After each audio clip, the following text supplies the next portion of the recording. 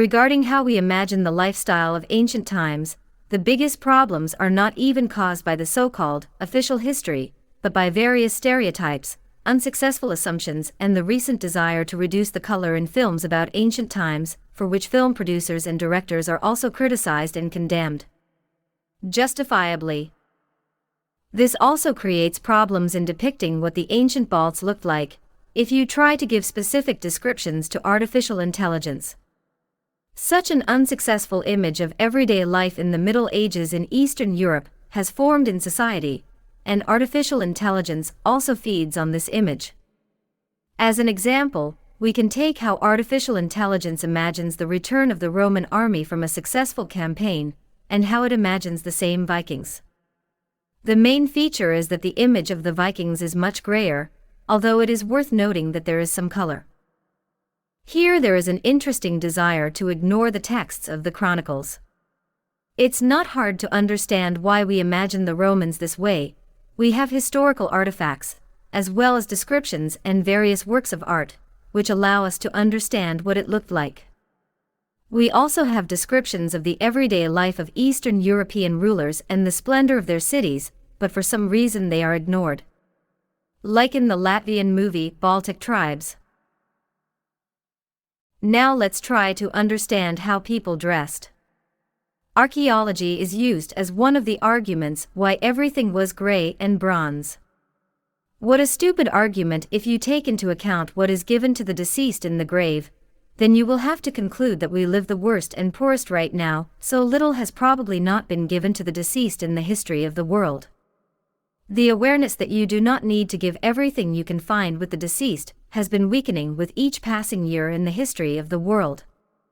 Also in the territory of Scythia, from the Vistula River to the Ural Mountains, we notice that the rich burial mounds are being replaced by simple cemeteries. Could it be that there was also less gold and silver left because they were no longer put in the graves?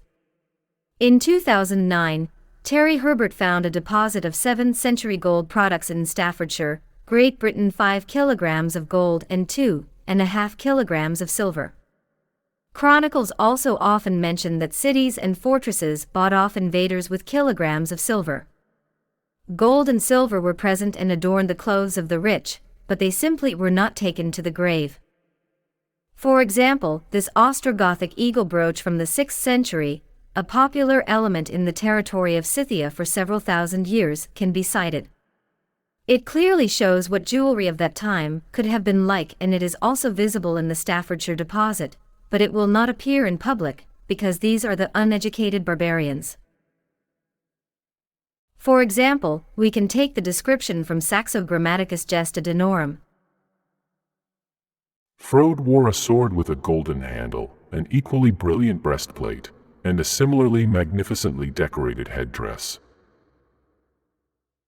Automatic intelligence at first glance gives a picture that has at least 2 obvious mistakes. Those who know should immediately notice. The second picture is better, but it is still in the usual gray style, and such armor was not common in the first millennium, but it is still better than the usual depiction of Eastern European warriors in the early Middle Ages. The chronicle, Gesta Danorum, also contains a description of how a nobleman should look. And it turns out that others who are not nobles can dress like that too. Then enters the depraved blacksmith.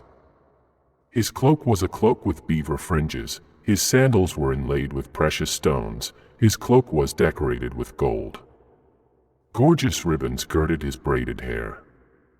From this he developed a sluggish and puffed-up character.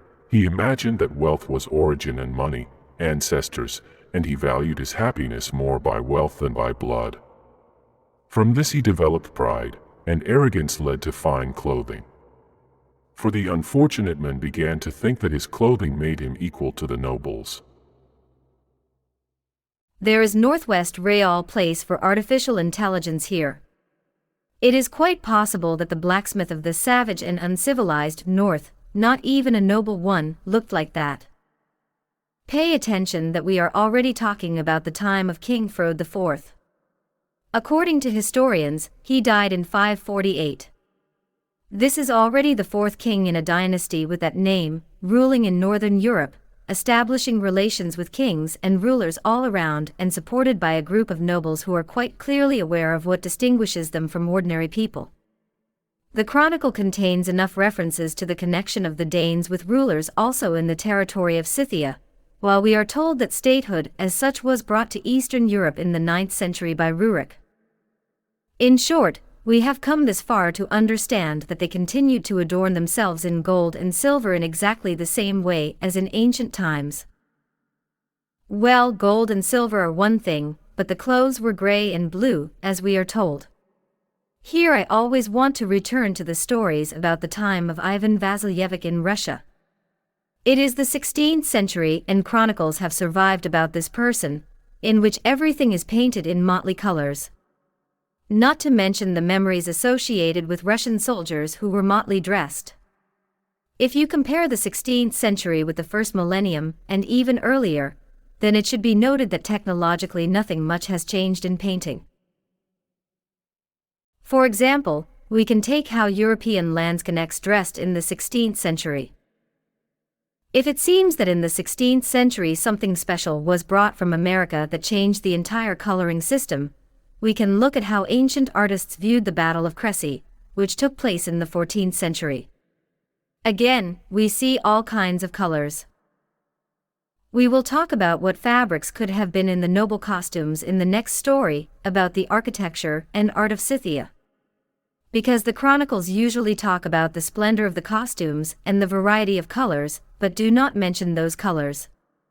However, they are mentioned in the descriptions of buildings, and it turns out that there can be many surprises there. Combining information from the chronicles, artificial intelligence depicted one of the most powerful European rulers or monarchs as follows. Based on an ancient gold ornament found in the land of Scythia, I tried to transfer the image of this ruler to a horse, but it turned out the way it turned out. The attempt to combine a real ancient work of art with an image described to artificial intelligence is not always successful. Therefore, it remains to be repeated, the characters created by artificial intelligence do not look sufficiently magnificent and in accordance with how soldiers and residents of Eastern Europe looked in ancient times, because artificial intelligence, fed up with modern stereotypes and unsuccessful films, is simply not able to accept how the inhabitants of Scythia, Germany and Scandinavia could have looked. Here they were invited to show the inhabitants of medieval Eastern Europe, if a woman looks half good, then why a man should be gray, if it is clear from a woman's outfit that the colors are different, is not clear. Postscriptum. That tool in a man's hands is absolutely useless, and can only have a ritual meaning.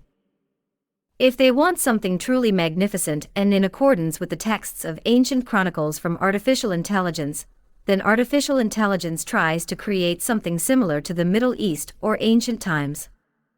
As society sees it, so does artificial intelligence perceive it.